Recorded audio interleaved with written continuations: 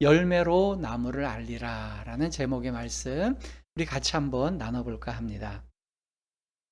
누가복음 강해를 다시 진행합니다. 오늘 소개해드린 이야기는 예수님께서 직접 하신 말씀입니다. 나무와 열매에 대한 이야기예요. 너무 쉽고 간단해요. 나무는 그 나무에 맞는 열매를 맺는다 라는 말씀입니다. 가시나무는 가시를 내고 무화과나무는 무화과를 내고 포도나무는 포도를 낸다라는 말씀이죠. 어려울 게 하나도 없어요. 남녀노소 모든 사람들이 이해할 수 있는 아주 쉬운 이야기입니다. 그렇기 때문에 예수님이 비범하신 거예요. 보통 사람과는 차원이 다르신 분인 겁니다. 어려운 전문 용어를 사용하지도 않고요. 자신의 전문적인 지식을 자랑하는 내용도 없습니다. 소재는 하나님께서 창조하신 이 창조 세계, 그것으로 족합니다. 그 창조 세계의 이치와 순리를 가지고 하나님 나라의 비밀을 소개해 주시는 거죠. 이 쉬운 이야기 속에 예수님께서는 늘상 감추인 보화와 같이 제자들에게는 조금 더 깊은 의미를 전달해 주고 계십니다. 그래서 우리도 오늘 예수님께서 전해주시는 이 간단하고 굉장히 심플한 이야기 속에 어떤 주님의 메시지가 있을까 한번 귀를 기울여 봤으면 좋겠습니다. 첫 번째는 열매는 나무의 정체를 드러내게 하는 역할을 한다는 게 오늘 예수님의 말씀의 핵심이에요. 자, 오늘 읽었던 얘기지만 한 번 더 읽어볼까요? 누가복음 6, 그 말씀을 가지고 한번 읽어봅시다. 6장 43절 같이 읽습니다. 못된 열매 맺는 좋은 나무가 없고 또 좋은 열매 맺는 못된 나무가 없느니라. 동의하시죠? 나무의 정체를 밝히는 유일한 도구는 열매라는 거예요. 나무가 어떤 나무처럼 보이냐는 그렇게 중요한 것 같지가 않습니다. 나무는 결국 그 나무가 맺는 열매를 보고 그 나무의 정체를 알게 된다는 거죠. 그래서 그 나무가 아무리 자기 정체를 숨기려고 해도 자기 열매가 드러나는 순간 그 정체가 밝혀지는 거예요. 결국 열매는 나무의 정체를 드러내는 결정적인 증거 역할을 합니다. 제가 이제 20살이 되었을 때 제 고향 자랐던 태어나서 자랐던 고향을 떠나서 저 지방 소도시를 떠나서 서울로 올라왔어요. 그 당시 20살 때 제 가장 친했던 친구는 평생 동안 강남의 방배동에서만 태어나서 자란 친구였어요. 그 친구가 저에게 묻습니다. 상로가 너는 시골에서 자랐으니까 모든 나무나 풀은 다 알겠다. 그때 제가 굉장히 당황했어요. 왜냐하면 저는 나무와 나무를 몰라요. 시골에서 자랐지만 물론 제가 중학교 때 방학숙 그때 2학년 때인가 1학년 때인가 방학숙제가 뭐였냐면 퇴비 2포대를 갖고 오는 거였어요. 그래가지고 친구랑 가가지고 꼴을 벤 거죠. 자풀을 베어가지고 2포대를 가득 싣고 그 리아카에다가 친구 거 제 거 2개를 끌고 계약하는 날 그거 리아카를 끌고 간 적이 있어요. 예, 그런 동네에서 자랐어요. 제 또래에 학교 다녔던 사람들은 저게 뭐 하는 소린가 싶을 정도지만 그 정도 시골이었지만 저는요 나무를 몰라요. 나무를 보고 저게 무슨 나무인지는 모릅니다. 아버지께서 가르쳐 주신 몇 가지 나무가 있었어요. 아버지는 이제 목수셨는데 뭐 낙엽송 이런 건 제가 보면 알아요. 느티나무 이런 건 보면 아는데 그 외에는 몰라요. 또 심지어 나물도 몰라요. 들에 가면 이게 무슨 나물, 취나물, 참나물 뭐 몰라요. 왜? 저는 캐본 적이 없어요. 제가 나물꾼이 아니니까 약초꾼이 아니잖아요. 어머니가 밥상 해놓으면 밥상에 올라온 거만 봤지 풀이 죽은 거 그게 어떻게 생초론인지는 모릅니다. 아마 대부분이 저와 같을 거예요. 시골에 자란 저도 그런데 도시에 자란 사람들은 더 그러겠죠. 심지어 저는 시골에서 자랐지만 지금도 사과나무하고 배나무를 구분을 잘 못해요. 제 기억에 사과나무하고 배나무가 비슷해요. 이파리나 줄기가. 요즘은 특히 그 과수원에서 이 수확을 쉽게 하려고 다지치기를 해서 나무 모양이 더 기형적이에요. 그러니까 원래 나무 모양을 알고 있던 옛날에 어릴 때의 모양하고 달라서 더 모르겠어요. 그래서 운전을 하다가 저 들판에 무슨 나무가 있어 어떤 사람들은 사과나무다 그러는데 저게 사과나무인가? 내가 어릴 때 본 거하고 다른데 이런 느낌이 있어요. 그래서 저는 제 기억에 대해서 설교를 준비하면서 이파리를 인터넷에서 찾아봤더니 제가 비슷해 보여요. 뭐가 다른지 모르겠어요. 그러다 보니까 어설프게 도시에 자란 아이들한테 아는 척했다가는 창피를 당할 수가 있기 때문에 아예 저도 모른다고 얘기를 해요. 이게 제가 이런 비유를 하나 드려서 한번 설명해 볼게요. 수십 그루의 뭐 그 과수원, 사과나무 과수원을 운영하는 주인이 있다고 생각해 보세요. 그 주인이 갖고 있는 산과 들의 모든 나무는 다 사과나무예요. 근데 그 주인이 자기가 파는 건 사과나무를 위해서 다 했는데 개인적으로 먹으려고 배나무 하나를 심어 놨어요. 그럼 이 배나무는 자기 둘레에 있는 모든 나무는 다 무슨 나무예요? 사과나무예요. 결국 줄기나 이파리도 비슷하니까 본인이 자기도 사과나무인 줄 알 거예요. 근데 이 배나무가 자기가 배나무인 걸 아는 순간은 언제일까요? 열매가 나타났을 때. 어 줄기도 비슷하고 이파리는 조금 모양이 다른데 뭐 그럴 수도 있지 뭐 그러나 열매가 너무 다른 거야. 쟤는 빨간데 난 노랗고 너무 달라요. 그때 나는 배나무네. 그 마치 우리 어린 시절에 읽었던 미운 오리 새끼라고 하는 동화가 있잖아요. 자기가 오리인 줄 알고 커요. 덩치도 좀 크고 걷는 것도 좀 뒤뚱뒤뚱하고 다른데 알고 봤더니 그 친구는 백조였죠. 근데 자기는 오리라는 자의식 속에서 살아갔지만 사실은 백조였던 것과 마찬가지인 거예요. 저는 예수님의 가치가 또 오늘 본문에서 가르쳐 주시는 첫 번째 메시지가 전 이거라고 봅니다. 사람 역시 그 사람의 열매로 그 사람의 정체성을 드러낸다는 거예요. 예수님은 지금 나무 얘기를 하고 싶은 게 아닌 거잖아요. 예수님은 사람 얘기를 하고 싶은 거예요.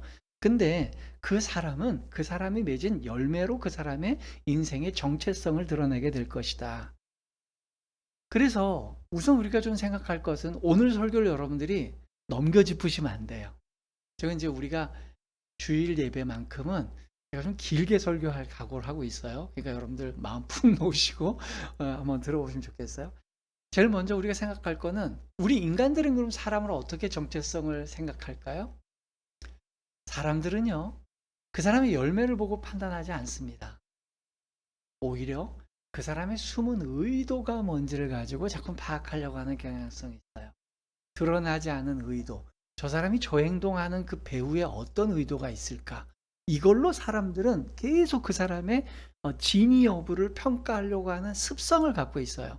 저를 비롯한 대부분의 많은 사람들이, 아니 거의 99.9%일 거예요. 사람들의 행동 양식보다는 또 그 사람이 이루어낸 인생의 결과보다는 그 사람의 의도를 더 중요하게 여긴다는 거예요. 근데 이것은 굉장히 주관적이라는 것이죠. 그 사람의 의도는 그게 아닌데 내가 갖고 있는 경험치를 가지고 그 사람의 의도를 파악하는 거예요. 되게 위험한 일이에요.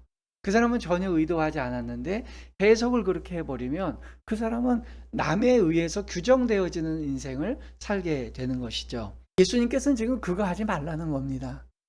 왜 너가 알지도 못하는 남의 숨은 의도를 갖고 그 사람의 정체성을 분별하려고 하느냐.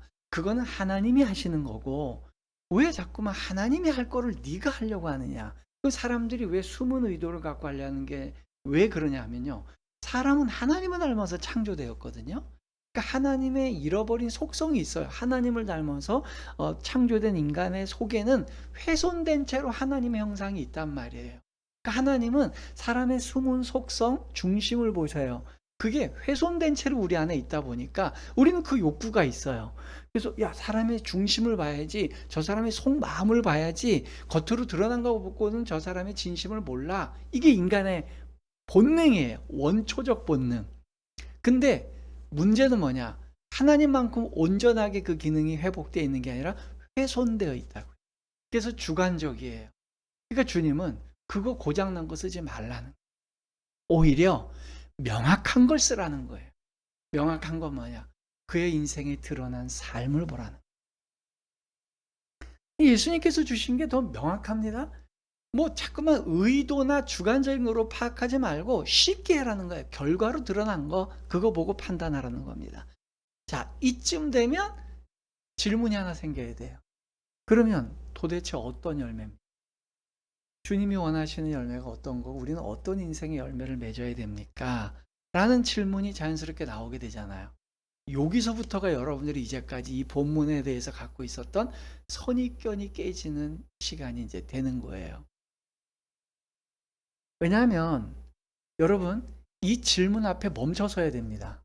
왜냐하면 인생의 열매라는 개념 자체도 오염되어 있다는. 뭐가 인생의 열매냐? 어떤 게 좋은 열매냐? 이 개념 자체가 오염되어 있어요. 그래서 이거부터 우리가 정리하고 가야 되는 거예요.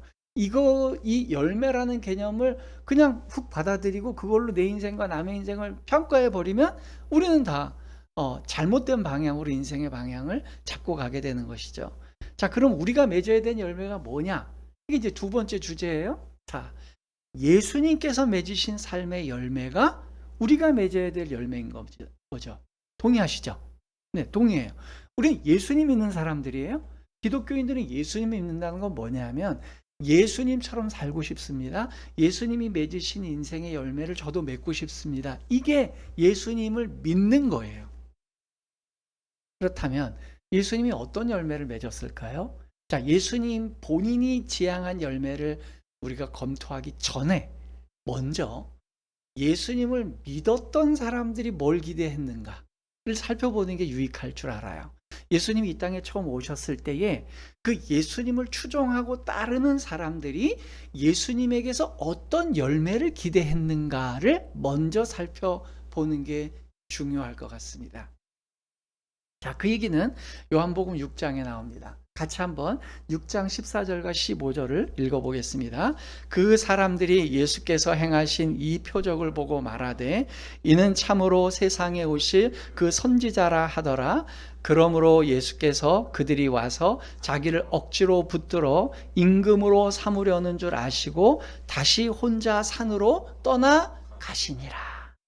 아멘. 자, 요 사건은 우리가 잘 아는 오병이어 기적이 있었던 사건 바로 다음에 일어난 일이에요. 예수님께서 보리떡 5개와 물고기 2마리로 5,000명을 먹이시고 12강제리가 남은 너무 기적적인 이 일 이후에 일어난 대화예요. 예수님을 추종하는 무리들과 또 그 예수님이 그들과 대화한 내용인데 이 무리들은요 굉장히 선별된 무리들이에요. 하루 종일 굶으면서 와서 일부러 광야까지 바다 건너편까지 왔던 사람들이기 때문에 순도가 높은 사람들입니다. 예수님의 순혈 지지층들이에요. 그들이 예수님에게 원했던 열매가 뭔지 아십니까? 예수님의 인생의 열매는 예수님이 왕이 되시는 겁니다. 라고 기대한 거예요. 저희들은 예수님이 이 부조리하고 불완전하고 부족한 이 세상에서 왕이 되셔서 이 시대에 이 정말 형편없는 지도자들이 설쳐되는 이 시대 속에서 우리의 진짜 지도자가 되어 주십시오라는 기대를 갖고 온 거예요. 그게 예수님을 믿고 따르던 최초의 공동체들이 예수님에게 기대했던 인생의 열매입니다. 동의가 되죠? 여기서 잠깐 멈춰서 설교자로서의 제 고뇌를 좀 나눠볼까 합니다.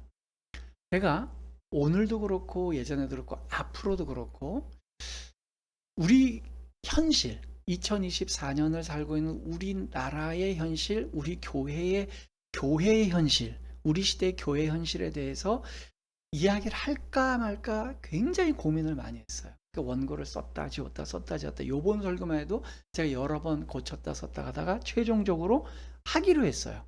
이유는 뭐냐 하면 하나님께 물었어요. 우리 시대의 교회의 아픔과 기독교의 본질에 대한 이야기를 설명하려고 할 때 우리가 앓고 있는 현실의 문제를 과연 이렇게 공론화하는 게 맞을까요? 주님 틀릴까요? 했더니 주님이 제게 여러 번의 반복적인 고민 중에 주신 얘기가 이거였어요. 너가 지향하는 교회가 뭐고 너의 메시지를 너를 통해 내가 주면 그 메시지를 들을 대상이 누군지가 명확하면 그 대상에게 이익이 필요하면 하면 되잖아 라고 생각하니까 이해가 됐어요. 자, 무슨 얘기냐면 우리 예수님 이야기 교회 설교는요 유명한 대형교회 목사님들이 안 듣습니다. 관심이 없어요. 또 큰 교회나 또 이미 아주 열심히 다른 교회를 다닌 분들은 우리 교회 설교 안 듣습니다. 네, 그래서 관심조차 갖지 않아요. 그렇다면 우리 교회를 통해서 하나님이 저에게 깨달음을 주시고 선포되게 하는 말씀을 누가 듣기를 원하실까요? 저는 그래요. 현재 우리나라 교회 시스템에 대해서 지쳐서 더 이상 교회에 대해서 나갈 마음이 없어서 그냥 교회도 못 나가고 홀로 예배드리고 있는 분들, 또는 기독교에 대해서 막연히 관심은 갖고 있었지만 기독교를 바깥에서 바라볼 때 보여지는 잘못된 생각과 현상들 때문에 기독교에 접근하지 못하고 망설이는 분들, 또는 막연하게 기독교에 대한 부정적인 의견들을 갖고 있고 이것이 전체 기독교처럼 호도하고 있는 사람들, 저는 이런 사람들이 우리 예수님 이야기 교회의 메시지의 대상자들이라고 봐요. 그렇다면 저는 이야기해야 돼요. 중요한 것은 제가 어떤 특정한 목회자나 특정한 교회를 특정해서 얘기한다면 그것은 제가 잘못하는, 그건 정죄예요. 유튜브에 보면 그런 목사님들 많아요. 어떤 목사님들의 실명을 거론하고 어떤 교회를 거론해요. 잘못된 겁니다. 본인이 하나님이 아닌데 왜 남을 그렇게 명시적으로 정죄합니까? 잘못됐죠. 저는 그렇게 하지 않겠습니다. 앞으로도 그렇게 안 해요. 그러나 우리 오늘날의 현실에서 교회가 앓고 있는 보름덩어리들은 우리가 공론할 필요 있어요. 그거는 뭐냐면 비판을 하기 위해서가 아니라 이것이 진짜 기독교는 아닙니다. 이것이 성경이 말하는 교회상은 아닙니다라는 걸 밝혀주기 위해서 얘기하는 거예요. 자, 그러면 다시 설교로 돌아오면요. 오늘날 기독교인들이 생각하는 예수님을 향한 삶의 열매와 최초의 예수님 주변에 있었던 사람들이 기대했던 그 기대감은 전 다르지 않다고 보는 거예요. 많은 설교가들과 교회들이 초창기 예수님이 오셨을 때의 유태 공동체들은 잘못된 메시아 사상을 갖고 있었고 그들은 잘못된 그런 기대를 갖고 있었기 때문에 예수님을 십자가에서 죽게 방치했다라고 얘기하면서 자기들은 아닌 것처럼 얘기해요. 저도 과거에 그렇게 설교했고요. 근데 그렇지 않더라고요. 냉정하게 우리 자신을 살펴보니까 오늘날도 똑같은 거예요. 왜 그러냐면 오늘날도요. 기독교를 믿고 평이한 교회, 병 들어가 있는 교회를 다니는 공통적인 그 사람들의 마음속에는 예수님이 왕이 되기를 원하는 마음이 그 마음속에 있습니다. 명분은요. 슬로건은 교회가 성장하고 부흥해야 된다. 교회가 한국을 복음화시켜야 된다라는 슬로건을 외칩니다. 그리고 난 다음에 그 실제적인 면에 들어가 보면 교회는 그 지역사회든 국가 내에서든 기득권을 장악하고 힘과 권력과 주도력을 갖기를 원해요. 그리고 난 다음에 그런 그 시스템 안에서 나도 영향력 있는 사람이 되고 싶어 하는 게 오늘날의 크리스찬들이 교회를 찾는 이유고 교회가 지향하는 바입니다. 그리고 난 다음에 교회 내에서는 발언권이 강한 사람들은요, 교회 안에서 자기 이익을 챙겨요. 교회에서 모여든 그 십시일반 모여든 공금을 또 사람들이 모인 그 많은 인력과 동원된 힘을 자신을 위해서 사용하려고 하는 거예요. 대형교회에서 중요한 직분자가 된다는 건요, 단순히 교회 내에서 어떤 영향력을 가지는 것 그 이상입니다. 여러분, 우리나라 대형교회 메가처치에서 직분자가 되면 실제적으로 경제적으로나 정치적으로 권력적으로 이익을 얻습니다. 선거철마다 왜 유명한 정치인들이 대형교회를 방문합니까? 이익이 되기 때문에. 그걸 또 무비판적으로 교회는 수용하고요. 그들도 인사시켜요. 그들에게 신앙이 있건 없건 상관없이 말이죠. 그렇기 때문에 현실에서 대형화된 교회에서 영향력을 발휘하는 장로, 권사, 집사가 된다는 것, 또 목사가 된다는 것은 소위 그 왕 뒤에 숨어서 실제 권력을 누리고 싶어하는 그러한 유혹, 그것에 자유로울 수가 없는 겁니다. 교회를 선정할 때도 그래요. 교회를 가는 현실적인 이유는요, 현실적인 이익과 가치가 먼저 고려가 되는 거예요. 내가 기왕에 한번 교회를 갈 건데 어느 교회를 갈 거냐? 그러면 좀 더 많은 사람들이 모이고 좀 더 내가 영향력과 내 사업과 내 인간관계에 유익이 되는 쪽으로 간다는 거예요. 제가 최근 들은 충격적인 이야기가 있어요. 각기 다른 두 분이 동일한 교회를 향해서 내린 이야기입니다. 한 사람은 그 교회를 자랑합니다. 그 교회가 우리 지역에서 제일 사람이 많이 모이는 교회고 빠른 시일 내에 교회가 부흥한 교회라고 자랑을 해요. 그래서 한참 자랑을 하더니 그래요. 제가 뭐 단점은 없냐라고 묻지도 않았어요. 근데 본인이 이렇게 얘기해요. 근데 하나 단점이 있어요. 뭐냐 그랬더니 목사님이 말씀이 약하대. 말씀이 약한 게 무슨 뜻이냐 그랬더니 내용이 들을 게 없대요. 차라리 부목사님 설교가 들을 게 많대요. 그래서 되물어 그런데 교회를 왜 다니세요? 그랬더니 그게 목사님이 너무 열심히 하시는 그게 좋아서, 그리고 또 그 목사님 열정 때문에 많은 사람들이 모인 그 교회가 좋아서 다닌답니다. 그리고 그 교회에서 열심히 활동하고 있어요. 근데 그 동일한 교회를 또 다른 고백을 제가 들었어요. 그분은 역시 그 교회가 그 지역에서 가장 많은 분들이 모이는 교회라서 자기도 가봤대요. 가봤더니 동일하게 얘기해요. 담임 목사님 설교에 들을 게 없대요. 매번 한 얘기 또 하고 또 하고 성경을 읽었는데 결론은 맨날 똑같아요. 그래서 본인은 그 교회를 더 이상 안 나가기로 결정했대요. 제가 이 이야기를 듣고 굉장히 참 깊은 생각에 잠겼어요. 두 분이 분석하고 내용한 게 똑같아요. 많은 사람이 모여서 갔고 담임 목사님 설교 내용이 없고 똑같아요. 근데 한 사람은 그래서 더 열심히 다닌대요. 한 사람은 그래서 교회를 안 다니겠대요. 왜 그럴까요? 교회에 대한 기준이 다르기 때문이에요. 저는 그렇게 생각해요. 목사님들이 설교를 못할 수 있어요. 더 재밌게 전달하거나 더 이해하기 쉽게 전달하거나 흥미를 가지고 착 빨려 들을 수 있게 하는 거, 이런 거 다 기술입니다. 그건 커뮤니케이션의 기술이에요. 안 되면 김창욱 씨한테 가서 배워야 될 것 같아요.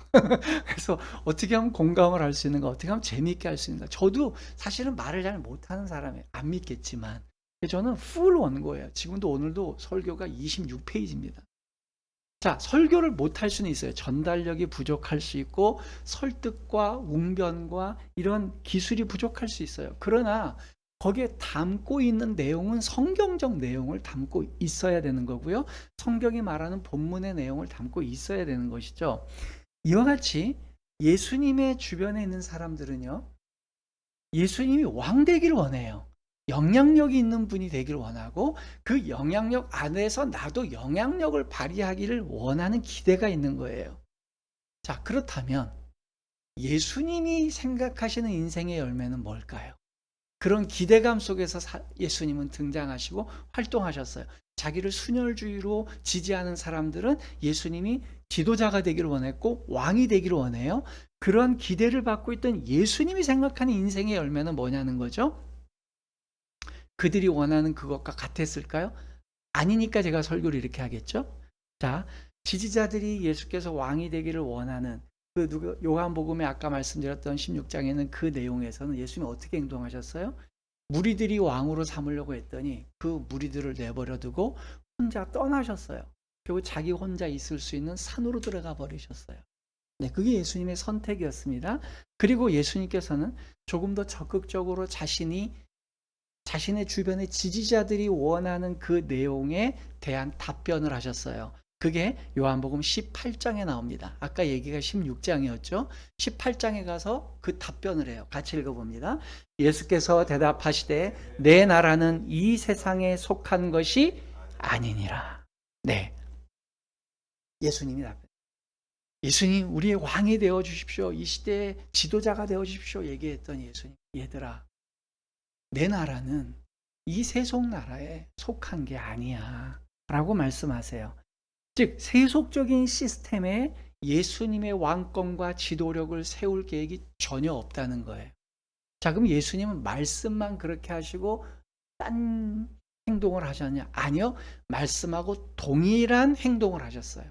무슨 얘기냐면 예수님은 실제로 그걸 실천해서 열매로 드러내셨는데요, 예수님은 이 땅에 왕궁을 건축하지 않으셨습니다.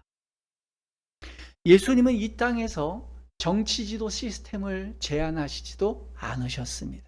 정치 이데올로기가 이게 옳다 저게 옳다 얘기하신 적이 없어요. 예수님은 이 땅에서 권력을 행사하거나 구축하지도 않으셨어요.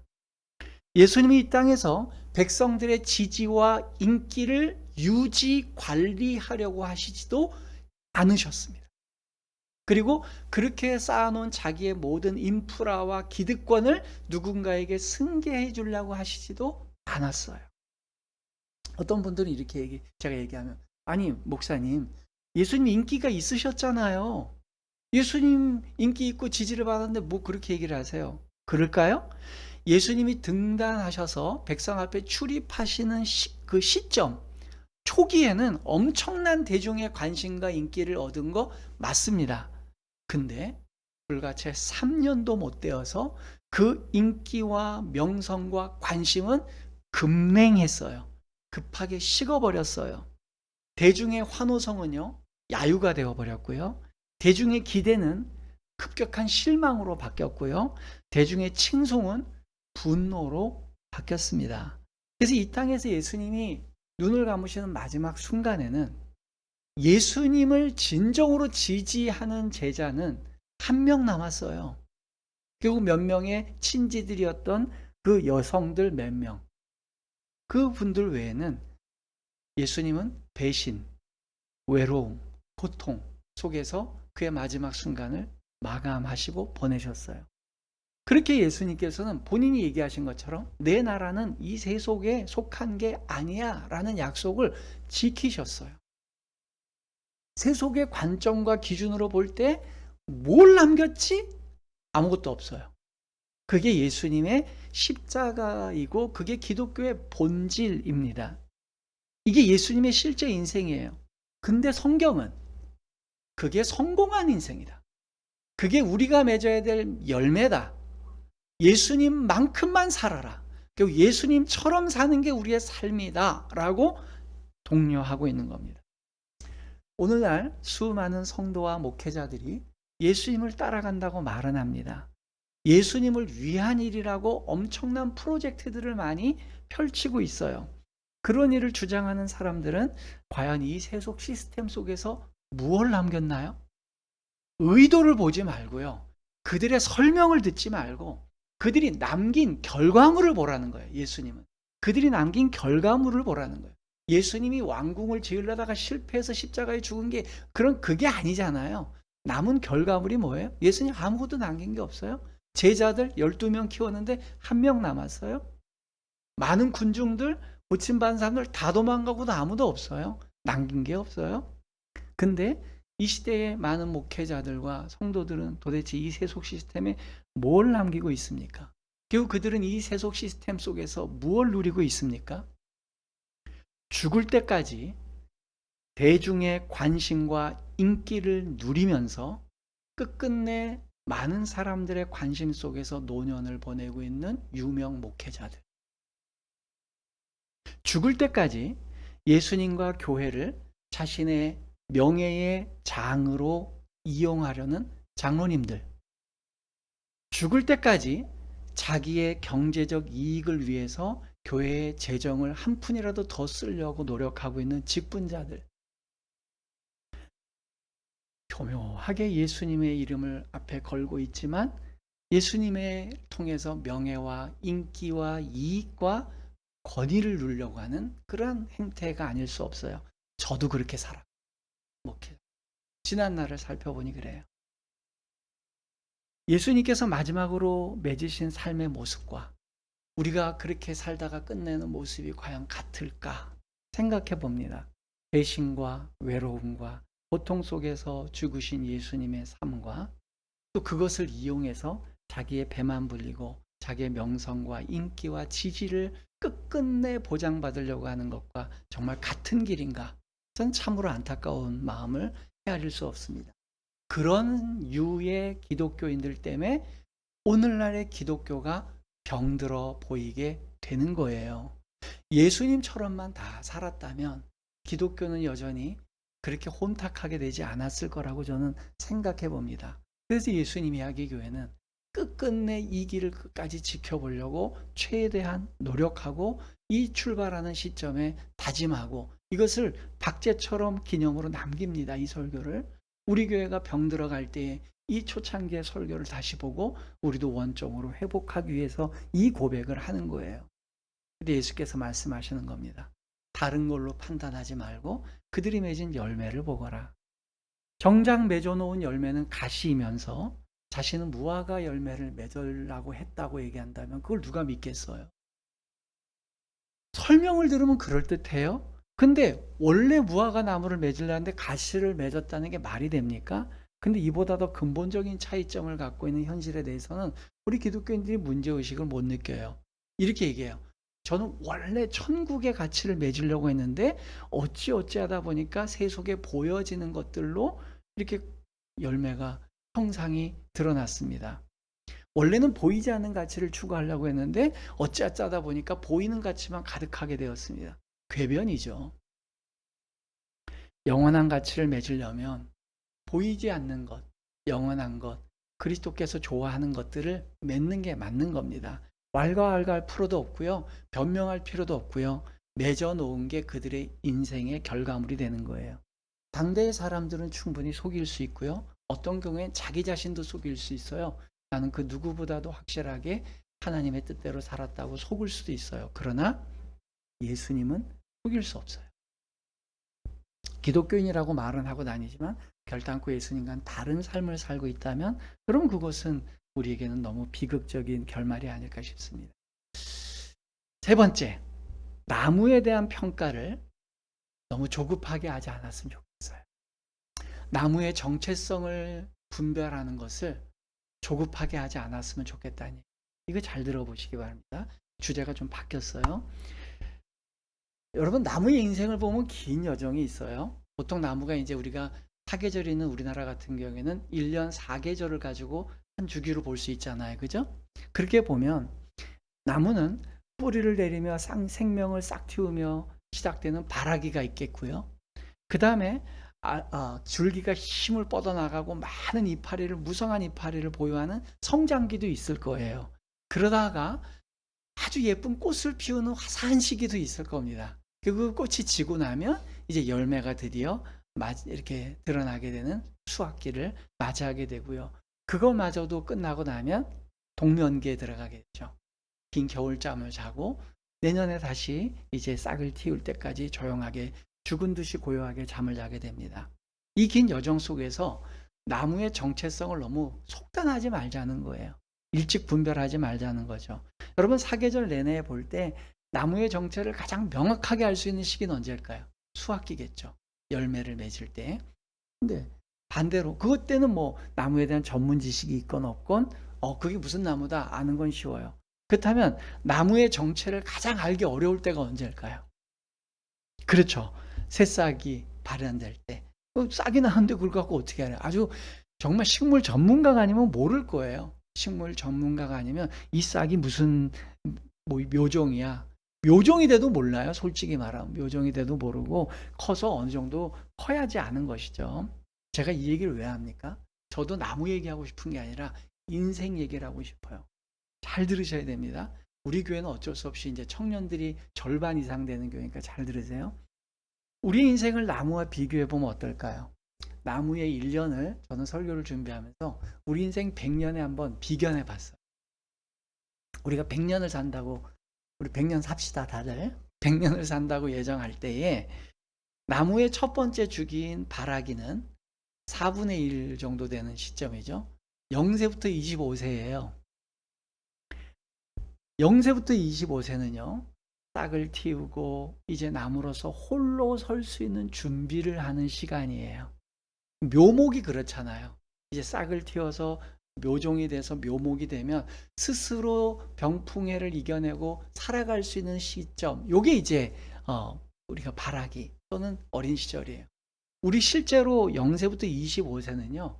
홀로 서서 이제 어떠한 삶의 흔들림 없이 자립할 수 있는 기반을 다지는 게 20대 전후반, 중반까지라고 봐요. 저는 늦게까지는 20대 후반까지도 볼 수 있어요. 근데 오늘 기계적으로 나누다 보니까 25세예요. 그러면 두 번째, 인생의 25세부터 50세까지는 뭘까요? 그러면 성장기예요. 줄기를 튼튼하게 하고 이파리를 많이 융성하게 열려서 나무로서 기본적인 이제 생체 활동을 완벽하게 해낼 수 있게 해서 열매를 맺을 수 있는 기본적인 모든 공정을 끝낸 거. 그 50세까지의 여러분 그 과정입니다. 그때는 이제 볼륨도 있어 보이고요. 남들보다 등치도 있어 보이고 제법 나무로서 그럴듯해 보입니다. 세 번째는 언제죠? 바로 51세부터 75세까지인데요. 인생의 수확기입니다. 이때는 꽃도 피울 수도 있고 꽃이 떨어지면 이제 열매를 맺을 때가 돼요. 그러니까 51세에서 75세가 될 때까지는 너무 섣불리 열매를 맺는다고 설쳐될 필요도 없어요. 그 정도 되면 이제 풍성했던 볼륨은요 오히려 줄어듭니다. 이파리도 떨어지고 화려했던 꽃도 떨어지고 그래야지 열매가 더 풍성해지거든요. 이파리가 더 많고 아직도 꽃이 안 떨어지고 있으면 열매 절대 안 일어나요. 주목받고 화사했던 거 떨어져야 진짜 열매가 맺혀지는 거거든요. 그리고 나머지 마지막 4분의 1은 뭡니까? 76세부터 100세까지예요. 이때는 이제 동면을 준비해야 될 시간이에요. 이제 다시 잠이 들어서 다시 새로운 생을 맞이하는 그런 노년기를 보내야 될 시간입니다. 이와 같이 우리네 인생을 나무와 같은 인생으로 4등분해서 본다면 조급하지 말자는 거죠. 예수님께서도 나무가 열매 맺을 때까지 기다려 주십니다. 25, 20대 때까지 그 전에 내 인생의 열매는 뭐고 난 어디로 발견돼야 되고 내 인생의 가치는 뭘까? 그때는 그런 거 생각하는 게 아니에요. 우리 예수님 이야기 교회 대부분이 20대 초반, 30대 초반, 많아야 30대 초반이 이제 3분의 2나 절반 정도 되고 나머지 이제 작년인데 여러분들은 지금 그런 거 생각할 때가 아니에요. 볼륨을 키우고 인생을 좀 풍요롭게 만들고 내가 정말로 혼자서 살아갈 수 있는 자립정신을 키우고 생명 자체를 키워나가는데 에너지를 집중해야 돼요. 그래서 하나님께서도 일용할 양식을 먹으면서 하루하루 살아가는 것 자체를 귀하게 여기시는 거예요. 네가 성공했느냐 실패했느냐 네가 옳게 가느냐 틀리게 가느냐 지금 그런 거 따질 때는 아니에요. 그러다가 50이 될 때부터는 이제 20대 후반부터 50이 될 때까지는 점점 더 볼륨을 키워서 화려한 시기도 맞이할 필요가 있어요. 다니는 직장에 있으면 거기서 제일 높은 직위까지도 가볼 필요가 있고요. 장사를 하고 있다면 큰 돈도 벌어볼 필요가 있어요. 볼륨을 키우는 거라니까요. 사람들에 견주어서 내 인생도 당당하게 설만해 라고 그렇게 살아볼만 해요. 그리고 난 다음에 이제 드디어 열매를 맺을 때는 50이 넘었을 때는 그 모든 불필요한 것들을 간소화시키고 집중해야 되는 거예요. 열매 자체에 하나님께 올려드릴 내 인생의 최고의 선물은 무엇일까? 그에 집중해야 되는 것이죠. 설교를 준비하면서 제 인생도 이렇게 되니까 그래서 저는 하나님 앞에 너무 감사한 거예요. 이 삶의 스케줄에 너무 잘 맞게 저희 인생을 하나님이 인도해 오셨구나라는 생각을 해보게 됩니다. 저는 우리 교회 청년들과 젊은 내외들도 또 가족들도 그렇게 하셨으면 좋겠어요. 자, 세 번째는 너무 일찍 서둘러서 내 인생의 열매는 뭔가 평가하지 말자. 네 번째는 나무에 대한 평가는 나무가 하는 게 아니고 누가 할까요? 나무 주인이 하시는 거예요. 사과나무들끼리 사이에서도요. 사과나무도 종류가 많아요.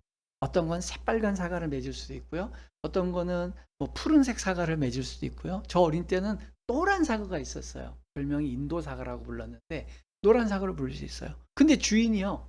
빨간 사과, 녹색 사과, 노란 사과 중에 그걸 수확하는 시기가 다르고 가치를 매기는 가치가 달라요. 필요도가 달라요. 나무들은요. 저마다 자기가 맺은 열매가 제일 좋다고 생각할 거예요. 그러나 중요한 건 그 평가는 주인이 하시는 거라는 거죠. 못된 열매와 좋은 열매의 기준이 누굴까요? 주인이 매기는 거예요. 나무들이 매기는 게 아니에요. 나무가 다른 나무를 보고 나와 비교하는 게 아니라 다 빨간 사과인데 왜 나만 노랗지? 난 돌연변인가? 아니고요. 주인이 그렇게 심었기 때문에 노란색을 지금 열매를 맺은 거예요. 아내가 여기 있지만 지난 주간에 이 설교가 있어서 그런지 모르지만 아내가 저에게 좋은 간증거리를 하나 제시해 줬어요. 아내가 TV 프로그램을 보는데 굉장히 그 TV 프로그램 보다가 은혜를 받았대요. 내용인 즉 뭔가 하니까 어떤 경연대회인데 그 참가자들이 순위를 정해야 되는데 어떤 일을 시켰더니 그 참가자들이 자기 기준에서 이게 높은 점수를 받을까 해서 열심히 뭔가를 하더라는 거예요. 근데 정작 심사위원들의 기준은 전혀 다른 거예요. 참가자들이 갖고 있던 심사 기준과는 전혀 다른 기준을 갖고 있는 거예요. 우리네 인생도 그렇다는 거죠. 저마다 이게 가장 바람직한 인생이야. 남들보다 이걸 잘하는 게 성공한 인생이야 라고 달려가는데 우리의 모든 인생을 평가하시는 그분의 기준은 전혀 다른 거예요. 소위 말해서 뻘짓을 하고 있는 거예요. 그때 그 TV 프로그램에도 아내가 소개해서 제가 그 장면을 봤더니 그 참가자들 사이에서 그런 일이 있더라고요. 자기가 세운 기준으로 이게 잘 되는가 하면서 남을 깔보는 사람이 있었어요. 난 이 분야의 경력이 8년대, 10년대. 근데 저렇게 한다고? 아유, 저러면 안 돼. 저건 틀렸어. 내가 1등 한 거야. 근데 오히려 안 보이는 데서 보고 있는 참가자는 그 자만심에 빠진 저 사람을 그 자만심 때문이 아니라 그들이 갖고 있는 기준에서는 전혀 다른 짓을 하고 있는 거예요. 그러니까 그 사람은 오히려 더 낮은 점수를 받는 걸 보게 돼요. 우리가 살아가는 인생살이가 그래요. 우리는 우리를 보내신 창조주의 마음을 못 읽습니다. 그러니까 우리가 보는 건 우리 주변에 있는 같은 동료 사람들을 보는 거예요. 그 사람들이 뭘 향해 달려가고 뭘로 평가하고 인생을 평가하고 그들이 인간들이 만든 역사책에 무엇이 높은 평가 기준이었는가를 인간들끼리 평가해 놓은 게 지금 계속 우리에게 전수되고 있어요. 그러니까 그 기준에서 내가 성공한 인생이야 실패한 인생이야 그러면서 스스로 낙담하기도 하고 우쭐해하기도 하고 비참해하기도 하고 그래요. 또 남도 함부로 평가하기도 해요. 죄송하지만 다 뻘짓입니다. 창조주 하나님이 평가하시는 거예요. 중요한 것은 창조주께서 원하시는 기준이 뭐고 그 창조주께서 나를 하여금 뭐하고 살라고 이 땅에 보내셨는지를 아는 게 대단히 중요하다는 것이죠. 그렇기 때문에 제가 반복해서 말씀드리지만 우리는 창조주, 나를 보내신 분의 뜻이 무엇인지가 중요한데 예수님도 그 얘기를 하셨다는 거예요. 예수님도 뭐라 했냐면 본인의 인생의 궁극적인 목표를 내가 왕이 되지 않고 내가 이 땅에 나라를 세우지 않는 이유가 뭔지 아냐? 그 궁극적인 비결을 가르쳐 주셨어요. 요한복음 6장 38절 다 같이 한번 읽어보겠습니다. 내가 하늘에서 내려온 것은 내 뜻을 행하려 함이 아니요 나를 보내신 이의 뜻을 행하려 함이라. 네. 무슨 말인지 알겠죠? 예수님의 인생의 목표는 뭐냐면요. 내가 이 땅에서 사람들이 갖고 있는 기준에서 더 영향력 있는 사람이 되고 역사책에 인간들이 쓴 역사책에 내가 기념비적인 인간이 되는 거 나 거기에 관심 없어. 내 인생의 목적은 나를 보내신 창조주가 원하시는 그 뜻대로 살다 가는 게 내 역할이야. 그게 뭔데요? 그랬더니 창조주는 나보고 이 땅에 와서 일찍 죽으라고 보냈어. 사람들한테 배신당하라고 보냈어. 사람들에게 외면당하라고 보냈어. 나 그 일을 묵묵하게 수행하고 갈. 이것이 인간들의 눈높이에서 보면 처절하고 비참하고 너무 안타까운 인생일지 모르겠지만 창조주는 내 운명을 그렇게 선정하셨어. 그럼 난 그 운명 지내고 가는 거야. 그랬더니 창조주께서 볼 때는 가장 하나님이 원하셨던 그 인생을 사신 모범을 보이신 분이 예수님이라는 거예요. 제가 예전에도 그런 말씀드렸는데 그럼 우리도 33살에 다 십자가 못 박혀 죽어야 됩니까? 아니요. 창조주가 여러분들을 예수로 보낸 게 아니라니까요. 김상록이를 이 땅에 예수로 보낸 게 아니에요. 김상록이만의 역할을 하게 보낸 거예요. 여러분들이 다 김상록처럼 살 것도 아닌 거죠. 여러분들은 각자 자기 홍길동이, 청길동이, 김길동이처럼 각자 창조주가 원하는 삶을 살다 가면 되는 거예요. 그것은 세속의 기준과 달라요. 만약에 어떤 풀에게 야 너는 사람들이 눈길을 한번 안 주는 저 외딴 곳 오진 곳에 들풀로 자랐다가 지는 꽃으로 태어났다 가거라. 그 꽃에게 그렇게 명령했다고 생각해 보세요. 그 꽃은요 코스모스가 됐건 들국화가 됐건 아무도 사람의 눈길 한번 주지 않았지만 그곳에서 폈다가 지는 꽃이 되어서 갑니다. 100% 창조주의 요구대로 살다가 간 참 멋진 피조물인 거죠. 인간도 그런 거예요. 결국 나를 보내신 분의 뜻대로 살다가 가는 게 인생의 열매라면 한 가지는 명확해요. 창조주께서 생명을 주셨다면 그 생명은 잘 유지해 가는 게 우리의 인생의 가장 중요한 과제예요. 예수께서 보여주신 삶의 열매가 바로 그런 겁니다. 당대의 사람들은요, 예수께서 누추하고 비참한 모습으로 생을 마감하기를 원치 않았어요.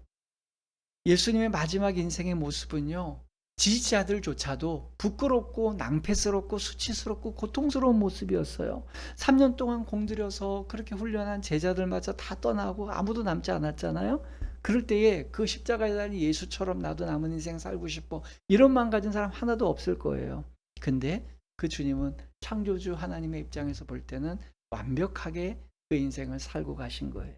그런 의미에서 본다면 우리는 예수님을 믿는다고 하지만 사실은 예수님을 믿는 게 아니라 세속 시스템에서 더 나은 조건과 대우를 받고 교양 있게 살고 싶어서 예수를 믿는 사람이 더 많은 것 아닌가 싶어요. 심지어 그런 류의 사람들이 교회 내에서도 목소리가 커져가는 게 문제인 거예요. 이것이 진짜 창조주를 인식하는 분의 태도인가? 우리가 점검해 봐야 되는 거죠. 그러면 우리도 그런 이제 우리의 입장을 보면 이 세상은 왜 태어난 건가? 그리고 나는 왜 태어난 건가? 이런 고민을 하다 보면 반복적으로 말씀드리지만 무신론자들은 이런 결론에 빠지죠. 이 세상은 우연히 태어났어? 우연히 사라지는 거야? 나도 우연히 왔어? 우연히 가는 거야? 그러니까 나는 그냥 별 볼 일 없는 인생이야. 난 아무것도 할 게 없어. 이렇게 생각할 수 있어요. 그럼 여러분한테 이런 질문 한번 드려볼게요. 나 하나 없어도 이 세상은 아무런 상관없이 잘 돌아갈 거고 난 이 세상에 있으나 마나 하는 그런 존재야 라는 자의식을 갖고 있는 한 사람이 있어요. 또 한 사람은요, 정반대로 내가 없으면 이 교회가, 이 나라가, 이 조직이, 이 회사가 돌아가질 않아. 내가 없으면 세상은 망해 라고 하는 자의식을 갖고 있는 사람이 있어요. 이 두 사람 중에 창조주 하나님이 누가 더 쓰기 좋을까요? 누가 더 필요한 사람? 누가 더 창조주 하나님이 원하는 뜻대로 살기가 수월한 사람일까요? 나 하나 없어도 이 세상은 다 돌아가고 나는 무가치한 인생이야 라고 자의식을 갖고 있는 사람이 쓰기가 더 편하다는 거예요. 왜요? 실제로 예수님 주변에 많은 예수께서 만나주시고 예수님께서 회복시킨 사람들이 이런 자의식을 갖고 있던 사람이에요. 내가 없으면 이스라엘 공동체가 돌아가질 않아. 내가 없으면 이 세상은 다 망해. 내가 기준을 잡아줘야 되고 내가 앞장서야 되고 내가 어떤 가이드라인을 정해줘야지 이 세상이 돌아가 라고 하는 사람들은 끝끝내 예수님하고 대척점에 있었고 예수님을 십자가에 못 박도록 조종하고 그렇게 몰아세운 사람들이었어요. 바리새인 같은 사람들이었어요. 그러나 포경 바디메오, 거지들, 문둥병자, 한센병자들, 귀신 들린 사람들, 사회에서 매국노라고 질타받던 사람들, 나 하나 없어도 돼. 나는 이 땅에서 무가치한 사람이고 오히려 사람들에게 너무나도 불가치한 사람이야 라고 여기는 그 사람들을 예수님은 만나주셨어요. 그리고 그들에게 한량없는 기회를 주시고 은혜를 주세요. 그리고 나와 함께 살자. 원하는 게 없어요. 바디메오한테 가서 그의 눈을 고쳐준 다음에 너 눈 고침 받았지? 그러니까 너 세상 끝날까지 가서 복음을 전하고 너 선교는 한 최소한 3개국 이상은 하고 와라. 그런 조건 안 달았어요. 눈 뜨고 내가 창조한 세계 속에서 너의 인생을 살아. 여러분, 창조주 하나님을 인식하고 사는 사람은요, 내 안에 내가 꿈꾸고 있는 거창한 미래와 인생의 열매를 주장하지 않는 사람이에요. 창조주 앞에서 내가 얼마나 무기력하고 무능력한 인생인지를 아는 사람이에요. 5번째, 그렇기 때문에 피조물은요, 창조주의 뜻을 역행할 수가 없습니다. 오늘 본문을 다시 한번 볼까요? 6장 44절 같이 한번 읽어봅니다. 나무는 각각 그 열매로 아나니 가시나무에서 무화과를 또는 찔레에서 포도를 따지 못하느니라. 예수님께서 하신 인생에 대한 교훈 중에 가장 이 깊은 내용이 뭡니까? 가시나무는 죽었다 깨어나도 무화과 못 맺는다는 거예요. 못된 나무는 죽었다 깨어나도 지가 좋은 열매 맺을 수 없다는 거예요. 좋은 나무는요, 아무리 자기가 망치려고 해도 좋은 열매를 맺을 수밖에 없어요. 죄송한 얘기지만 정해져 있습니다. 창조주가 정하는 걸 인간이 그르칠 수가 없어요. 우리 많은 기독교인들이 이런 착각에 빠져요. 뭐 인간들이 요새 교회가 타락을 해가지고 교회가 다 병들었으니 이제 뭐 다시 우리가 제2의 종교 개혁을 합시다. 뭐 우리가 일어나서 뭐 해. 아니고요. 그렇게 안 설쳐도 다 하나님의 뜻대로 돼. 그런다고 해서 제가 아무것도 하지 말자는 주의 아니에요. 그런 분들은 금요기도의 설교를 들으시면 돼요. 그냥 하나님의 뜻대로 되니까 아무것도 안 하고 뒷짐짓자, 그거는 개혁주의 신앙이 아니라 완전히 개혁주의 신앙과 반대고요. 우리가 과도히 주장하고 노력하고 부르짖지 않아도 좋은 나무는 좋은 열매 맺습니다. 내가 다 망친 것 같고 내가 다 틀린 것 같아도 좋은 나무는 끝끝내 좋은 열매 맺고요. 나쁜 나무는요, 아무리 선한 척하고 아무리 가면을 쓰고 아무리 페르소나를 자기의 장착을 하고 그렇게 가면 무도회를 즐겨도요, 끝끝내는 그의 인생 뒤에 남겨진 거 보면 세속적인 것만 가득 남기고 가게 되는 거예요.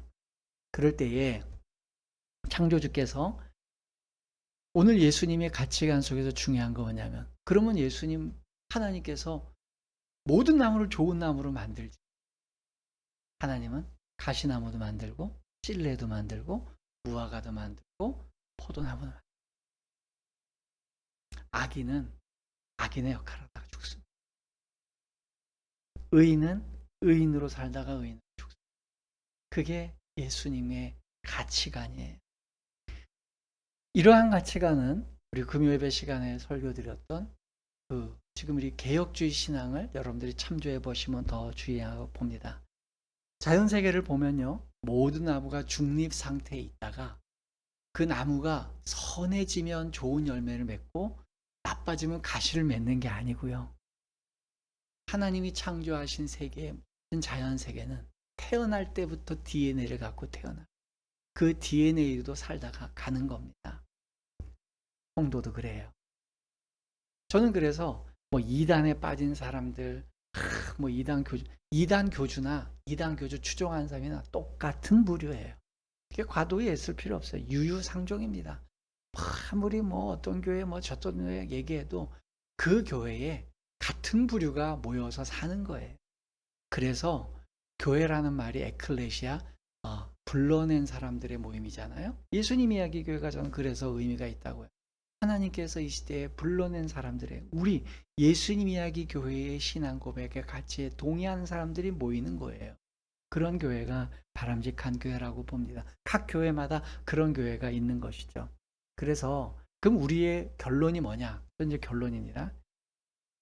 우리가 해야 될 거는 뭡니까? 그럼 목사님, 우리가 열매를 어떤 걸로 규정하고 그 열매를 맺도록 어떻게 노력해야 됩니까? 이거 두 개 다 틀린 거 아시겠죠? 우리가 열매를 규정할 필요도 없고요, 우리가 그 열매를 맺으려고 노력할 필요가 없어요. 그럼 뭐 하자는 거예요? 예수님의 답을 한번 들어봅시다. 요한복음 15장 4절, 예수님이 나무와 열매에 대한 또 다른 교훈을 하셨어요. 같이 읽어봅니다. 내 안에 거하라, 나도 너희 안에 거하리라. 가지가 포도나무에 붙어 있지 아니하면 스스로 열매를 맺을 수 없음 같이 너희도 내 안에 있지 아니하면 그러하리라. 아멘. 예수님께서 우리에게 원하는 건 딱 하나예요.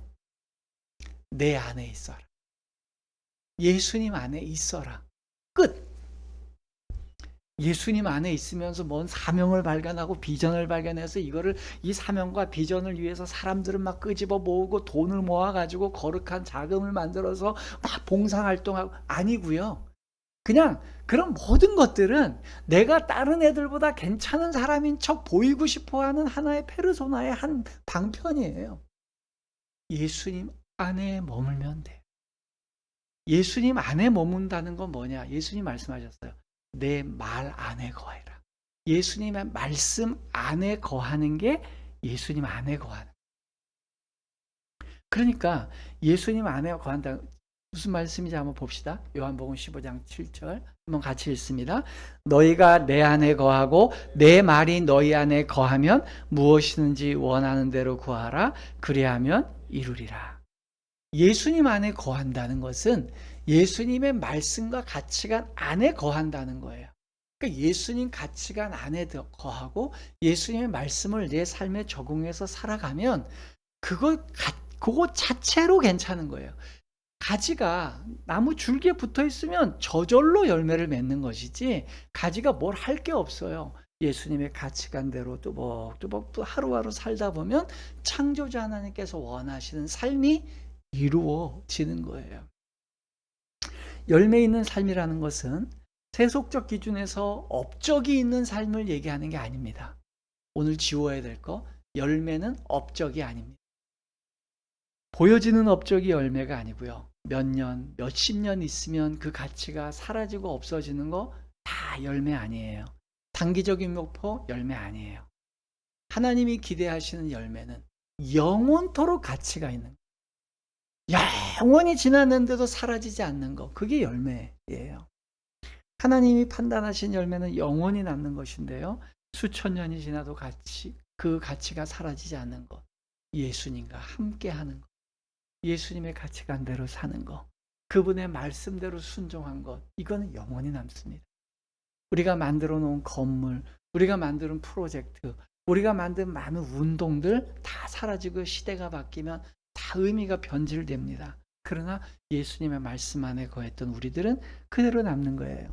영원한 삶을 주시는 그분이 이제 우리에게 주님이 원하시는 게 뭐냐? 나는 너를 영원토록 나와 함께 살기를 원해. 여기 두 가지 요소가 있어요. 하나님과 함께 살려면 하나님처럼 생각하고 하나님처럼 행동하는 게 익숙해져야 되는 거잖아요. 그러니까 이 생애 동안에 하나님의 말씀대로 사는 거를 익숙해지는 연습하는 거. 그게 하나님이 원하시는 최고의 열매예요. 뭐 우리가 건물 몇 개 만들고 뭐 큰 센터 만들고 뭐 프로젝트 만들어서 얼마나 많은 사람들이 아무 의미가 없다니까. 영원한 걸 보면 그거 없어질 건데 뭘 의미가 있어요.